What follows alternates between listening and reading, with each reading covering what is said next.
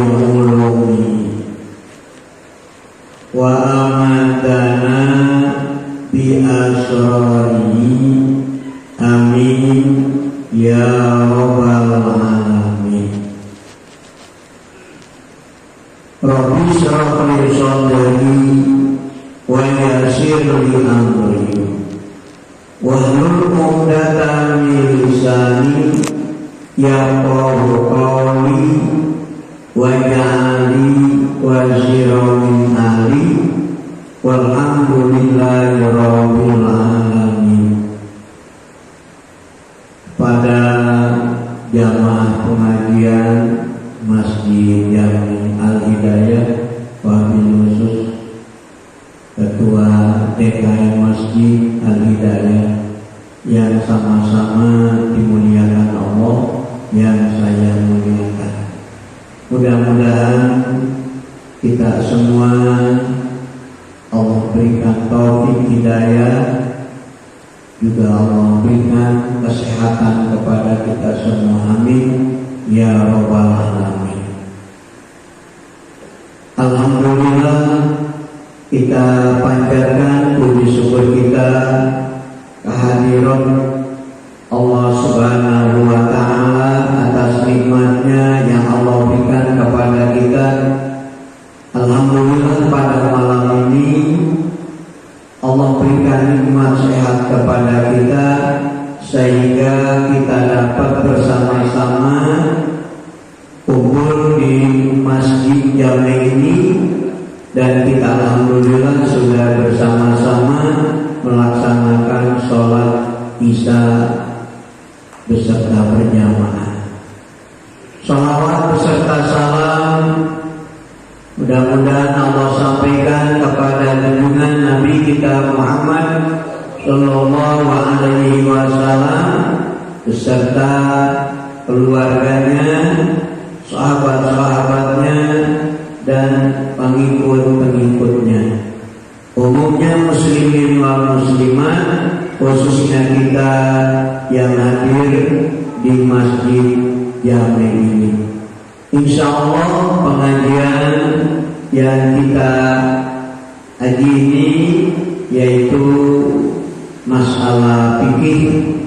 Kita akan membahas, di sini dijelaskan yukrahu naum ba'da dukhuli waqti sholati wa qabla fa'liha. Yukrahu dimakruhkan anamu tidur ba'da dukhuli waqti sholat, tidurnya setelah masuk waktu untuk mengerjakan sholat. Wa qabla fa'liha, tapi belum mengerjakan sholat. Di mana hai sultana, kalau sekira-kiranya orang ini yakin al-istiqomah bahwa dia akan bangun tidur qabla dhairi, sebelum waktu sholat itu habis. Setelah waktu masuk sholat belum mengerjakan sholat, tapi kita yakin sebelum suatu ini kita sudah bangun. Bagaimana kalau tidur? Nah, ini hukumnya makruh. Ini sholat apa? Sholat Isya dan yang lainnya. Sholat subuh, sholat zuhur, asar, maghrib, isya, sudah masuk waktu untuk mengerjakan sholat, kita belum mengerjakan sholat, malah ditunda dengan tidur. Tapi kita yakin sebelum waktu ini habis kita udah bangun, itu tidurnya hukumnya makruh. Contoh misalnya, kita sudah masuk waktu untuk melaksanakan sholat Isya. Kirinya kalau kita alhamdulillah udah ada panggilan sholat begitu azan jelas ini sudah masuk waktu, nggak mungkin muadzin azan kalau belum waktu, kecuali azan karena ada angin besar kali itu mah. Sebab azan itu disunahkan azan bukan karena mau sholat aja, ada angin besar supaya kita selamat, nggak ada masalah. Kan angin makhluk Allah, mau angin besar mau apa, yang penting kita selamat. Azan itu disunahkan azan. Ada api besar, nah itu sunnah azan. Ada gunung besar, sunnah azan. Jadi banyak tuh yang disunahkan azan. Atau bayi baru dilahirkan, sunnah diazankan. Atau kirim mayit masuk ke kuburan, sunnah itu juga azan. Nah, kalau seandainya ini sudah masuk di waktu isya, kayak tadi sudah ada azan, kita bukan sholat isya, malah kita ke kamar tidur. Tapi yakin jam 3 pasti kita bangun. Nah ini hukum tidurnya apa sih? Apakah halal kita tidur? Apakah haram? Apakah makruh? Nah ini hukumnya makruh. Kalau makruh itu apa? Makruh kan ada dua. Ada makruh tahrim, ada makruh tanzih. Kalau makruh tahrim, makruh haram. Kalau makruh tanzih, ini hanya makruh. Makruh ini kalau kita lakukan, apa sih kita dapatnya? Itu kita dibenci sama Allah. Nggak bedanya tolak tuh, al-tolak halalun, tapi dibenci sama Allah. Kita laki-laki nih nolak halal kepada istri kita, tapi kita dibenci sama Allah. Itu tidur boleh, karena tidurnya ini belum sholat, pada waktunya sholat, tapi yakin bakal bangun sebelum waktu sholatnya habis. Nah ini hukumnya makruh. Masalah bangunnya diadakan, memang sudah menjadikan adat biasa. Kita ini udah biasa, jam 3 itu pasti bangun, berarti diadakan. Yakin bangunnya ini. Atau dibangunkan oleh orang lain. Memang kita udah pesan, udah amanah ke istri kita, ini saya mau sholat, mau tidur, tapi saya belum sholat isya, tolong nanti jam 2 bangunkan saya. Kata istri kita siap gitu. Nah berarti yakin kita bakal dibangunin itu. Lalu tidur gimana? Makruh. Wajilah, bagaimana kalau tidak mempunyai keyakinan kita bakal bangun sebelum waktu sholat ini habis? Arhuma maka haram anau tidurnya. Allah lam yabit bil waqti, kalau sekira-kiranya ini tidur tidak mengalahkan kepada waktu. Maksudnya begini, kalau seandainya sudah masuk waktu sholat, tapi kita bisa melaksanakan sholat, atau benar sih, malah ini mah tidur, dan kita tidak mempunyai keyakinan sebelum habis waktunya kita bangun, ini tidurnya hukumnya haram. Bagaimana kalau misalnya memang ini ngantuk yang menghalangi kita? Jadi kalau kita langsung sholat, bisa lagi sholat jatuh karena ngantuk itu. Kalau orang udah pengen tidur, berdirinya kan berucap keloyong. Nah kalau sekira-kiranya udah seperti itu silakan tidur dulu. Nah kalau kita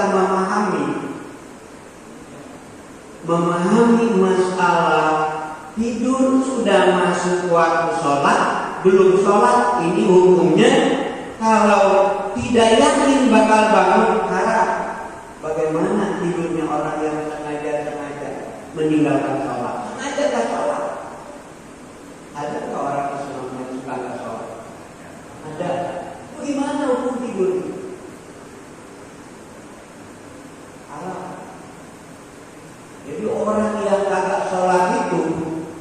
tidurnya haram. Kalau kita sholat tapi tidur dulu, pasti kita bangun belum habis waktu, itu hanya waktu. Tapi kalau misalnya nggak bakal bangun, kita mah udah tidur, kalau bahasa saya kepluk gitu ya, kalau udah tidur kepluk nggak bisa dibangunin. Pasti nanti dia ini bangun bangunnya nggak usah jam 5. Nah itu jelas nggak bakal sholat isya, itu udah haram tidurnya. Nah ini apakah zuhur, misalnya sekarang udah waktu zuhur, sekarang waktu zuhur jam berapa? Jam 12 kurang ya. Saya kemarin cuma beli, kalau di saya itu kalau memang jam 12 kurang 5 menit itu di saya jumlahnya masih jam 12 saja. Sebab orang kampung suka itu apa namanya kok jam 12 udah ada gitu. Kalau udah waktu ya, tidak ada masalah. Saya kemarin cuma di sini nih, Juni bulan Juni. Nah itu jam 12 kurang 10 menit udah waktu kan ya. Nah itu langsung ada. Nah, bagaimana nih kalau sholat zuhur misalnya, kan udah jam 12 udah waktu zuhur, sudah masuk waktu untuk mengerjakan sholat zuhur, tapi kita tidur. Nah yakin nanti jam 2 kita pasti bangun, itu makruh. Bagaimana kalau nggak yakin bakal bangun jam 2? Bangun-bangun nanti bisa-bisa habis waktu zuhur. Nah ini tidurnya haram. Jadi bukan bagus saja nih. Di sini di dalam i'ana ini fi wakil isya'i wa ghairiyah. Ayat isya'i kanan, ayat isya'a kanan, atau ghairiyah isya maupun salian isya. Jadi berarti masuk sholat apapun, sudah waktunya masuk mengerjakan sholat, kita bukan mengerjakan sholat, malah tidur.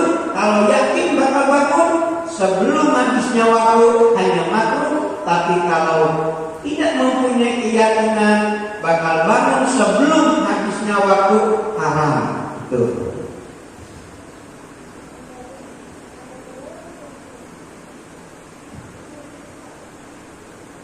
Apa sebabnya?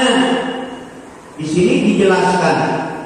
Makanya kita ini ngebangun orang yang tidur tergantung. Di sini dijelaskan yusanu disunahkan. Iqamuna ini membangunkan orang yang tidur. Tujuannya di sholat, karena sholat. Jadi kalau sudah, terutama ini sholat subuh ya. Jadi di mana sudah masuk untuk melaksanakan sholat subuh, nah ini bagi biasanya kalau yang bangun duluan di masjid siapa tuh? Merebut masjid biasanya ya. Nah ini sunnah bagi merebut masjid membangunkan lingkungannya untuk melaksanakan sholat subuh. Di mana in alima annahu, kalau dia tahu bahwa orang yang tidurnya ini ghairu muta'addin binaumi, tidak sengaja tidurnya. Nah, terutama begini. Misalnya kita masuk ke masjid. Di masjid ini ada orang yang lagi tidur. Ini sudah waktunya mengerjakan sholat. Kita tahu orang ini belum sholat. Nah ini kita disunahkan untuk membangunkan orang yang tidur ini. Bagaimana kalau dia memang bisa aja tidurnya, bukan karena ketiduran, itu bukan sunnah lagi, wajib. Jadi kalau kita tahu orang yang tidur ini belum melaksanakan sholat, maka kita wajib membangunkan orang yang tidur itu. Nah jadi kalau kita ambil hukum, seandainya kita jadi merebut masjid, pas begitu masuk waktu subuh, nah kalau belum waktu subuh, belum disunahkan membangunkan. Begitu sudah masuk waktu subuh, Nah ini kita diwajibkan untuk membangunkan orang-orang yang tidur untuk melaksanakan sholat subuh. Atau ada orang tidur di depan orang yang sholat. Nah ini wajib kita bangunkan. Misalnya gini, kita sholat di sini, di pengimaman ada orang yang lagi tidur, kita mau sholatnya di sini, ini wajib kita bangunkan. Atau misalnya yang sholat kan bangunin, kita ngeliat, begitu melihat astagfirullah itu ada yang sholat, orang di depannya masih tidur aja. Nah ini jangan lihat, wajib orang yang lagi tidur harus dibangun. Apa sebabnya? Jawabannya, wa in kana sholat subah li'anna al-ardo tasyihu ay tarfa'u sawataha ila Allahi min naumati alimin ina idin. Bumi itu ngajerit ila Allahi, ngajerit memanggil kepada Allah Subhanahu wa ta'ala karena tidurnya orang yang belum melaksanakan sholat. Jadi kalau seandainya misalnya ada orang lagi tidur sampai sekarang udah waktunya sholat, belum bangun juga, nah itu yang terjadi siapa? Bumi. Jadi bumi ini ngejerit memanggil nama Allah Subhanahu wa ta'ala karena ada yang tidur tapi dia tahu udah waktunya sholat. Misalnya nih kita kadang-kadang seperti itu kan ya, pernah kita supaya kita berdua bangun, kita langsung tidur, kan kita tidurnya belum sholat. Apa reaksi bumi ini? Nah bumi ini jadi memanggil nama Allah bahwa orang ini tahu sudah waktu sholat tapi belum ngerjain sholat, malah tidur. Jadi bumi ini bumi ini ngejerit. Ngapain ngejeritnya? Yaitu kepada Allah Subhanahu wa ta'ala ma'alimi anaumati alim, karena tidurnya orang yang tahu bahwa ini sudah waktunya sholat, malah dia tidur. Nah kalau seandainya ngejeritnya di sini, ngapain itu bumi? Bumi ini kagak seneng sama orang yang meninggalkan sholat. Gitu. Nah, berarti kita ambil kesimpulan, orang yang tidak mengerjakan sholat, dia itu tidurnya haram. Kalau haram dosa, ya dosa. Kan kalau orang yang ahli ibadah itu penanda naum shaim, tidurnya orang yang puasa itu lebih baik daripada orang yang lagi mengerjakan sholat. Itu mah tidurnya yang ibadah. Nah, berarti bagaimana kalau orang-orang yang mengerjakan sholat dia tidurnya termasuk tidur yang ibadah? Nah, dengan adanya kita melaksanakan sholat, apapun yang kita lakukan ini ibadah. Misalnya saya ini tukang ke sawah, tapi saya sholat. Saya berangkat dari rumah bawa pacul ke sawah, itu termasuk ibadah. Saya pedagang, tapi saya sholat. Saya dari rumah berangkat ke tempat saya dagang, ini termasuk ibadah. Kenapa? Karena saya sholat.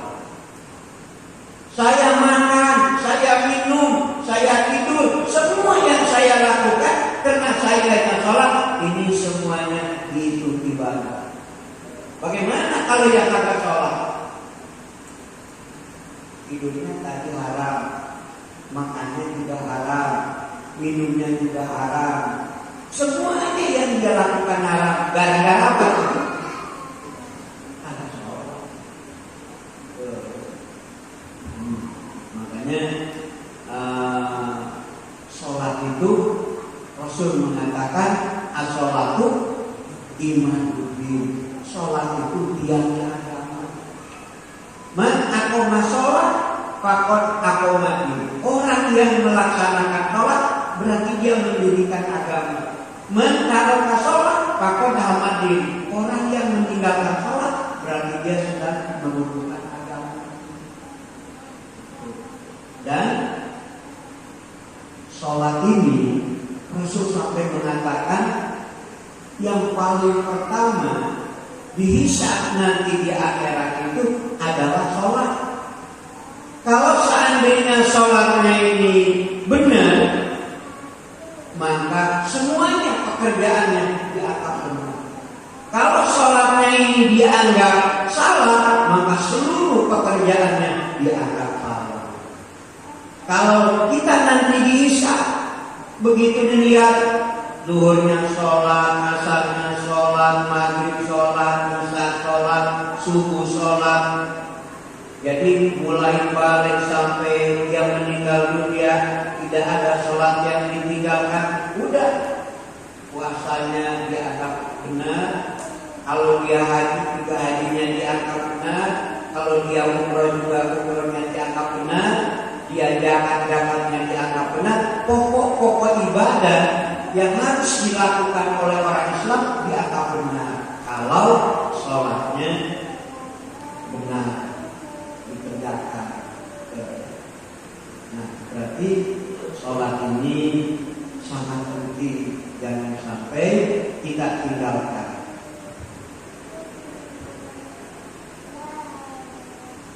Yukrahu dimakruhkan, tahriman makruhnya makruh haram. Sholatul mengerjakan sholat la sababalah yang tidak mempunyai sabab karena mutlak seperti sholat sunnah mutlak. Wa min sebagian daripada sholat sunnah mutlak sholat tasbih, sholat tasbih. Awalan sababun mutaakhirun atau sholat yang mempunyai sabab tapi sabab yang diakhirkan seperti sholat sunnah 2 rakaat istigharah, sholat sunnah ihram di mana pada ada subuh setelah melaksanakan sholat subuh. Sampai kapan?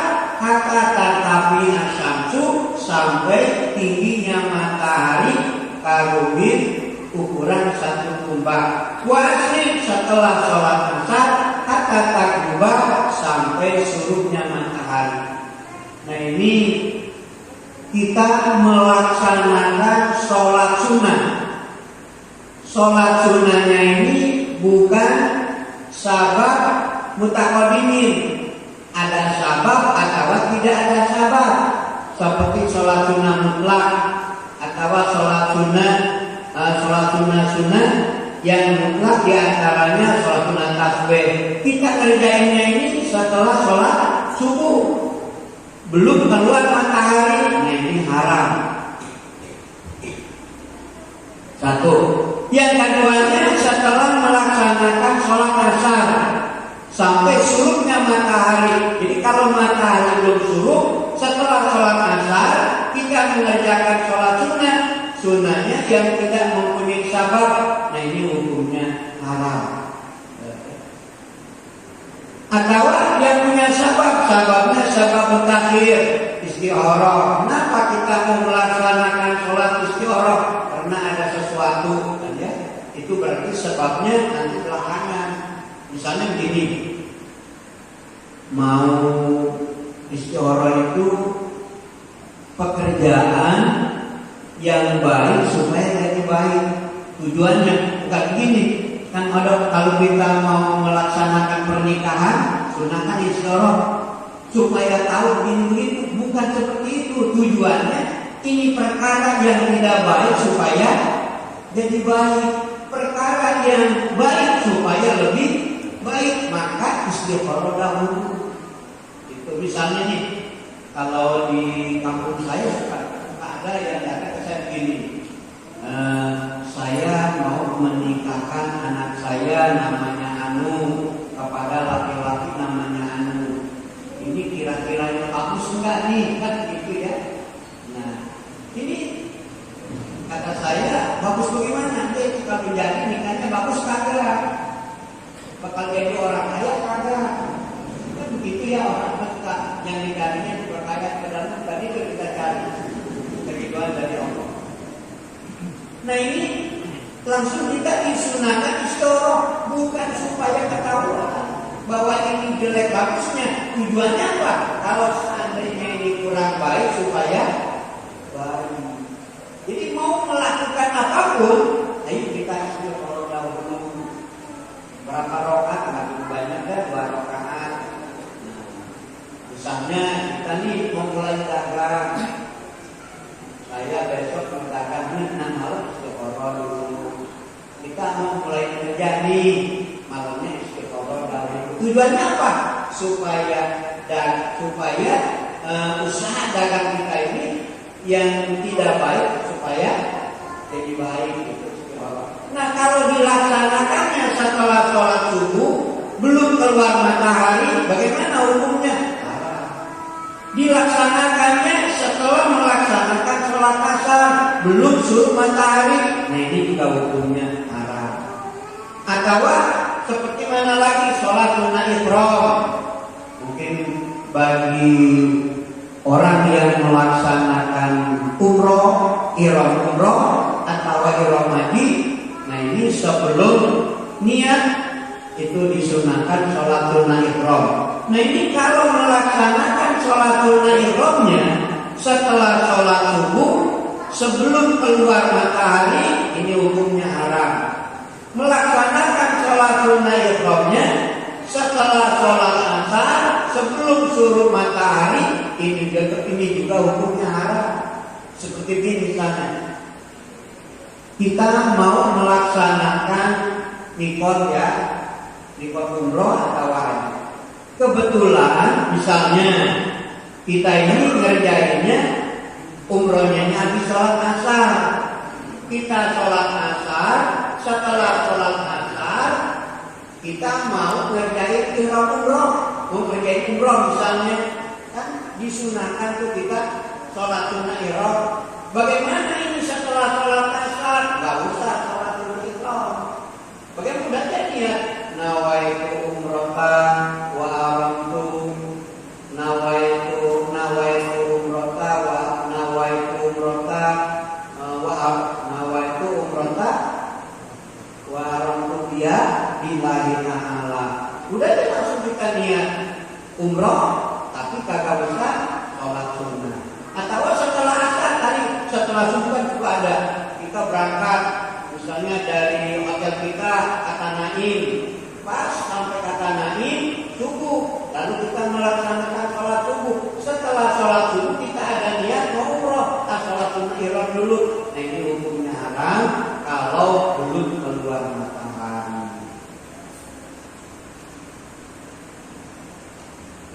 Wa inna istiwai ghairil Jumat, juga haram melaksanakan sholat sunnah waktu istiwa selain daripada hari Jumat. Nah kan di kita waktu istiwa itu sebetulnya kalau peristiwa kan adanya di Kalimantan kan ya. Nah ini waktu istiwa itu apa? Pas matahari lagi lempeng itu. Matahari pas lempeng kan kalau waktu zuhur, di mana matahari sudah geser ke arah barat, maka masuklah waktu zuhur. Nah kalau matahari sedang lempeng itu, kalau bukan hari Jumat kita melaksanakan sholat sunnah, ini hukumnya haram. Tapi kalau sunnahnya sunnah yang tidak mempunyai sabab atau sabab mutaakhir. Lama bagaimana? Berarti maupun malam bagaimana kalau hari Jumat? Nggak ada masalah kalau hari Jumat itu. Nah kalau hari Jumat kan kita biasanya pas sampai ke masjid, kebetulan matahari pas lagi lempeng-lempengnya, berarti waktu istiwa, lalu kita melaksanakan sholat sunnah, itu mah tidak haram kalau hari Jumat. Ini di luar hari Jumat. Tidak haram kalau sholat sunnahnya yang mempunyai sabab mutaqaddimin. Jadi melakukan sholat ini karena ada sabab. Disunahkan kita melaksanakan sholat sunnah wudhu kalau wudhu. Nah, bagaimana kalau kita melaksanakan sholat sunnah wudhunya setelah sholat subuh? Haram kagak? Kagak. Kita melaksanakan sholat sunnah wudhu setelah sholat asar sebelum surutnya matahari, haram kagak? Kagak. Atau sholat sunnah tahiyatul masjid, kita melaksanakan sholat sunnah tahiyatul masjid, apakah sholat sunnah dulu apa masuk dulu? Masuk dulu, itu namanya sabab mutaqaddimin. Tidak disunahkan melaksanakan sholat sunnah tahiyatul masjid kalau belum masuk masjid. Nah, ini kebetulan kitanya masuk ke masjidnya ini setelah sholat subuh, sebelum keluar matahari. Bagaimana kalau kita mengerjakan sholat sunnah tahiyatul masjid? Haram kagak? Kagak. Kita sudah sholat asar, masuk ke masjid, sunnah kita mengerjakan sholat sunnah tahiyatul masjid. Tapi setelah sholat asar belum surut matahari, haram kagak? Kagak. Karena ini ada sabab mutaqaddimin, gitu ya. Jadi ada sabab mutakhirin, ada sabab mutaqaddimin, ada sholat sunnah yang tidak mempunyai sabab. Bagaimana kalau sholat qodok? Setelah subuh kita qodok, boleh enggak? Boleh. Bagaimana kalau setelah sholat asar kita qodok, boleh kagak? Boleh. Enggak haram? Kagak. Nah, mungkin ini yang saya bisa sampaikan. Mudah-mudahan bisa dipahami apa yang saya sampaikan. Ada yang belum paham bahasa saya, silakan. Aturun atas ilmunya. Semoga dunia kita di majelis ilmu ini sebagai khotimah dunia kita kelak bersama Rasulullah di surganya Allah. Amin. Jamaah, ada yang mau ditanyakan seputar topik atau penjelasan topik? Monggo.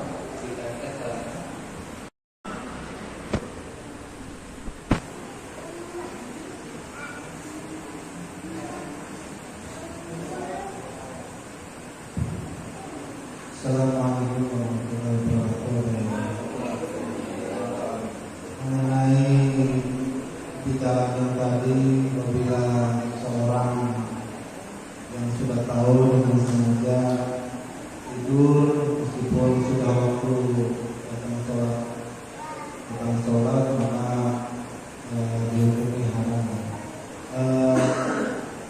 Kalau seandainya, pertanyaan pertama, kalau seandainya orang tersebut itu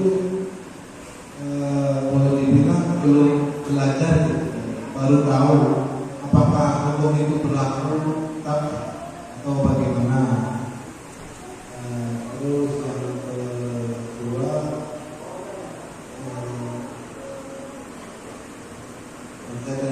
yang pertama itu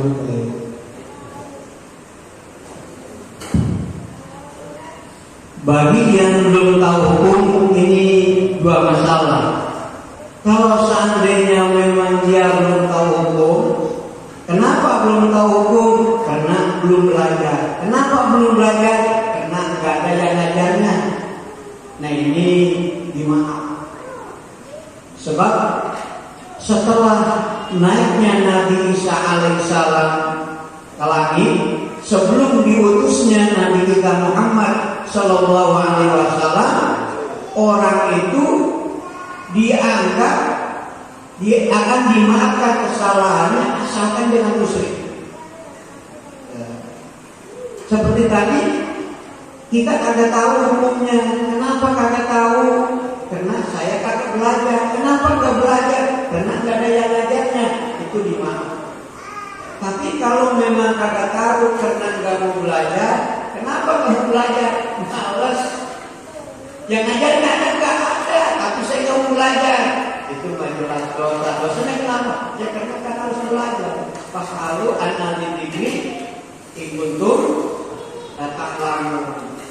Dan udah kasih tahu. Wa qad akhrajakum min butuni ummahatikum la ta'lamuna syai'an. Allah mengeluarkan kita dari rahim ibu kita nggak tahu apa-apa. Nah, bagaimana supaya tahu? Allah sudah jelaskan fasalu an-ahli dzikri in kuntum la ta'lamun. Mau belajar kepada orang yang Alhamdulillah sih kebetulan saya juga baru tahu sekarang. Ini sama ya, yang didengerin masih malam. Iya. Jadi kalau yang kedua apa ya? Yang kedua maaf. Saya pernah ke tempat ziarah. Di situ berkumpul ziarah dan setelahnya kan masjid. Itu kebetulan ada suara azan. Kan berarti kan waktunya sholat. Nah itu ada peziarah itu malah masih berzikir di tempat ziarah. Nah itu kan berarti kita diwajibkan ya, diwajibkan untuk menggol gitu ya. Tapi kan karena saya tidak tahu, sekarang ya biar saja gitu kan. Cuma heran saja kenapa waktu sholat bukannya langsung ini malah masih berziarah gitu. Nah saya pikirnya di situ juga orang-orang itu apakah tidak tahu semua atau bagaimana? Nah yang saya tanyakan kalau yang seperti itu dihukumi apa ya? Terima kasih. di mana ada suara azan, apapun kita harus berhenti dulu. Kita akan dibaca Al-Quran. Bismillahirrahmanirrahim. Wa tini wa zaituni wa turi sinin. Allahu Akbar, Allahu Akbar. Baca Qurannya berhenti dulu. Ngapain? Jawab dulu yang ada. Kita lagi tahlil. Misalnya kebetulan habis sholat maghrib tahlil belum selesai. Ini lagi baca doa. Allahumma sholli wa sallim ala sayyidina Muhammad fil awwalin. Allahu Akbar, Allahu Akbar. Doanya begini. Ngapain? Jawab itu yang ada. Jadi lagi melakukan apapun, kita lagi makan. Allahu Akbar, Allahu Akbar. Maksudnya berhenti dulu. Jawab itu yang ada. Kita lagi apapun, kalau lagi ada yang ada, kita jawabin dulu. Nah, setelah selesai ada, itu doa terusin, baca Quran terusin. Mau dilangsungkan dengan sholat silakan. Ini kantor ini sedikit lagi ayatnya silakan. Ini lagi baca doa sedikit lagi silakan. Jadi sewaktu pas azan berhenti dulu. Setelah selesai azan, tadi yang ziarah, yang terusin dari ziarahnya. Setelah selesai ziarah, maksudnya nanti baru ada yang sholat. Apa kalau yang ziarahnya kita ketahui, apakah dia ini udah sholat barangkali di jamaah? Tuh, ya. Cuman orang yang ziarah ini, kalau lagi azan, dia berhenti dulu jalannya, bikinnya berhenti dulu, jawab itu yang ada.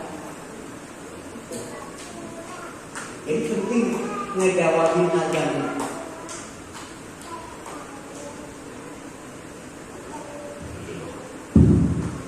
Mau bertanya Pak Ade tentang sholat sunnah. Tentang sholat sunnah witir, apakah lebih bagus setelah isya atau setelah sholat tahajud? Witir. Ini witir ada dua cara ya. Ada witir yang dikerjakan setelah sholat isya, ada witir setelah tahajud. Nah ini tergantung orangnya. Sebab dicontohkan dengan sahabat Nabi Sayyidina Umar dan Sayyidina Ali, witir dulu baru tahajud. Dilaporkan ke Rasulullah karena Sayyidina Umar sama Sayyidina Ali ini termasuk orang yang kuat. Sayyidina Abu Bakar dan Sayyidina Utsman, dia ini witir dulu baru tahajud. Kenapa? Dia khawatir kalau tidur dulu baru tahajud witir, takut kemablasan tidurnya. Nah, akhir kemudian sahabat menanyakan, ya Rasul, mana yang benar? Abu Bakar dan Sayyidina Utsman witir dulu tidur, malam baru dia bangun tahajud. Sayyidina Ali dan Sayyidina Umar, beliau ini setelah sholat isya tidak mengerjakan witir, tidur, bangun dia tahajud baru witir. Mana ya Rasul yang benar? Kata Rasul, apa jawabnya? Dua-duanya benar. Ashabi kamikum, sahabat saya itu bagaikan bintang, fakta dari tubuh ikutin oleh kamu. Jadi terkadang kita, saya mah sengaja witir nanti tahajud, pasti saya mah bakal witir. Karena saya mah bangun, udah biasa jam 3 itu bangun. Nah, gimana nanti jam 3 bangun, kita tahajud dulu baru witir.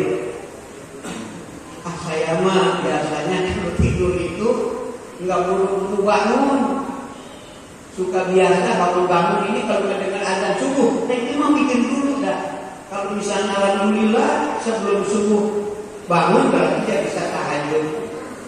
Jadi yang diambil yang yakin bakal terjadi.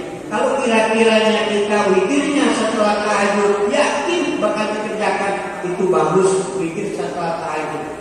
Tapi kalau kita yakin witir ini, kalau kita mengerjakannya setelah tahajud, takut bisa dikerjain. Ya udah witirnya setelah sholat isya. Kan memang ada keterangan akhir sholat dengan witir. Tapi kita bisa mengambil dua ya, mau pakai Sayyidina Ali, Sayyidina Umar, itu yang kuat memang. Yang bagus. Nah, saya mau mengikuti Abu Bakar sama Sayyidina Utsman daripada saya witir juga, tahajud juga, dengan witir habis bisa. Nah, ini witir paling banyak 11 rakaat seperti yang dikerjakan oleh Nabi kita Muhammad Sallallahu Alaihi Wasallam. Nabi kita ini sampai wafat di bulan Ramadan dan di luar bulan Ramadan witirnya tidak asar 11 rakaat. Tapi Rasul mengatakan yang penting istiqomah. Jangan begini, hari ini kita witir 11 rakaat 3 bulan nggak witir-witir. Mendingan witir 3 rakaat tapi setiap malam witir. Kalau misalnya tahajud nih, kita tahajud dulu. Bahwa ini kalau witir 3 rakaat kehabisan waktu nih, subuhnya bisa witir pada waktu subuh udah habis 1 rakaat. Yang penting yang gantinya.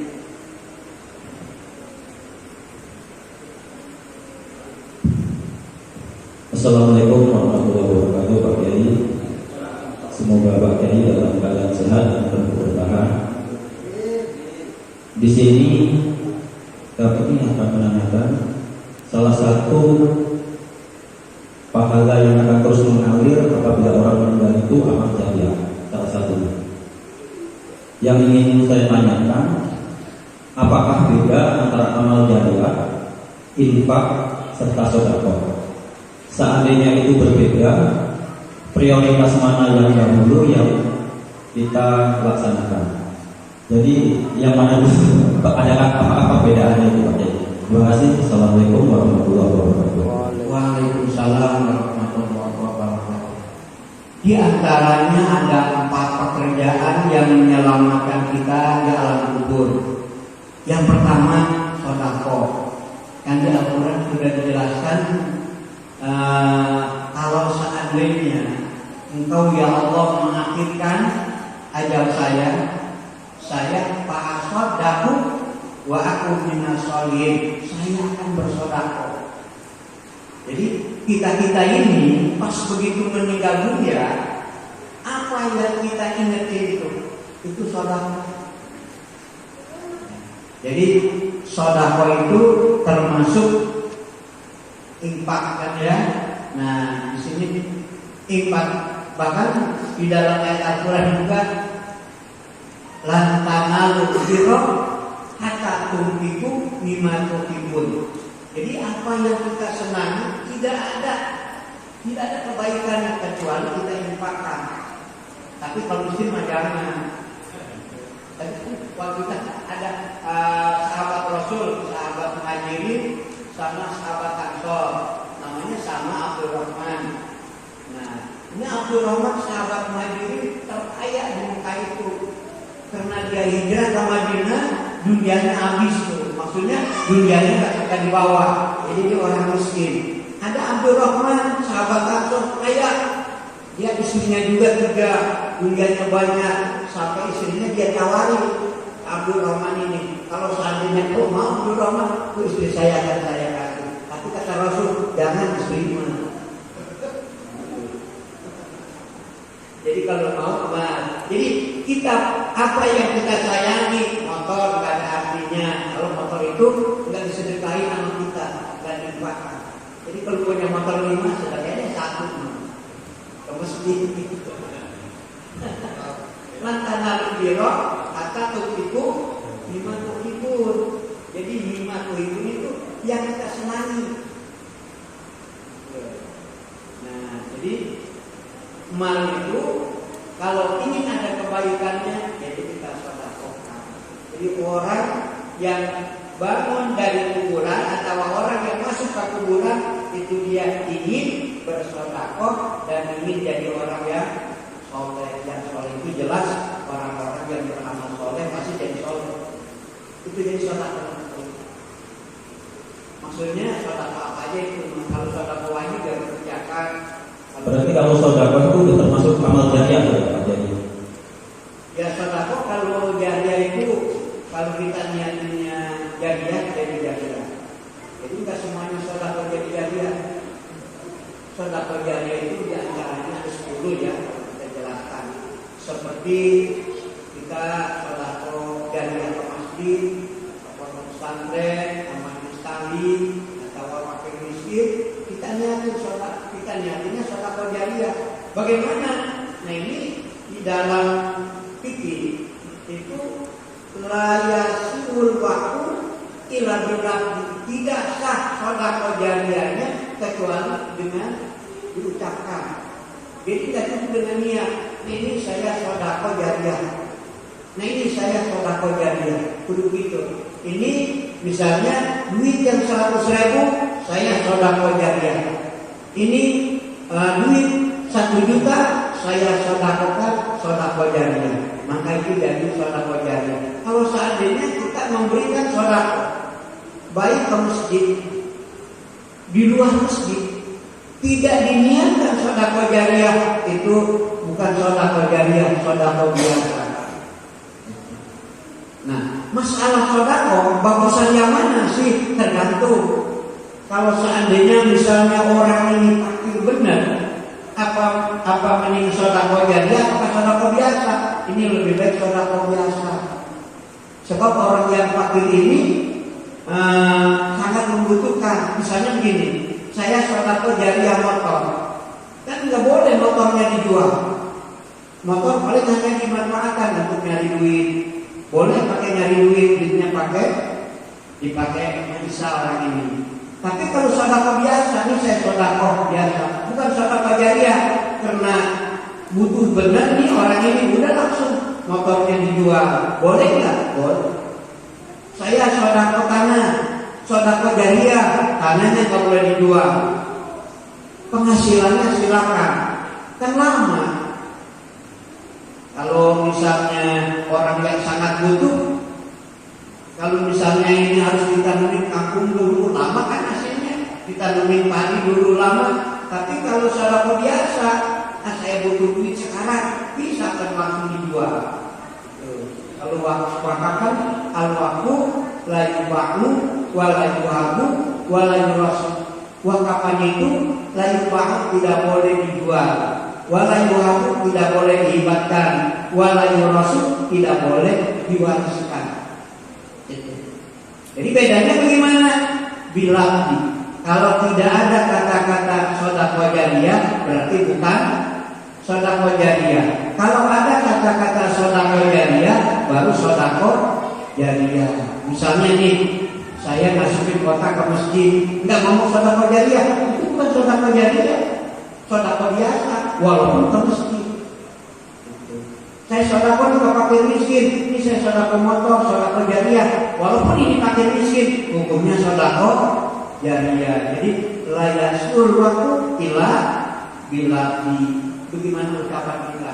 Kalau ucapannya sedekah jariyah, jadi sedekah jariyah. Kalau ucapannya tidak ada sedekah jariyah, berarti sedekah biasa.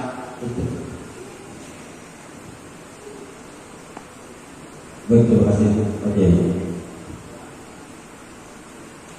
Mudah-mudahan apa yang saya sampaikan bermanfaat. Amin ya rabbal alamin. Bismillahirrahmanirrahim. Amin amin. Alhamdulillahirabbil alamin. Hamdan yuwafi ni'amahu wa yukafi'u mazidah. Ya Rabbana lakal hamdu kama yanbaghi li jalali wajhikal karim wa 'azimi sultani. Allahumma shalli wa sallim ala sayyidina Muhammad wa ala ali sayyidina Muhammad. Allahumma inna nas'aluka ilman nafi'an wa rizqan wasi'an wa shifaan min kulli da'i wa saqamin bi rahmatika ya arhamar rahimin. Allahumma rabbana atina fid dunya hasanah wa fil akhirati hasanah wa qina adzabannar. Sallallahu ala sayyidina Muhammadin wa ala alihi wa sahbihi wa sallam. Walhamdulillahi rabbil alamin. Wassalamualaikum warahmatullahi wabarakatuh.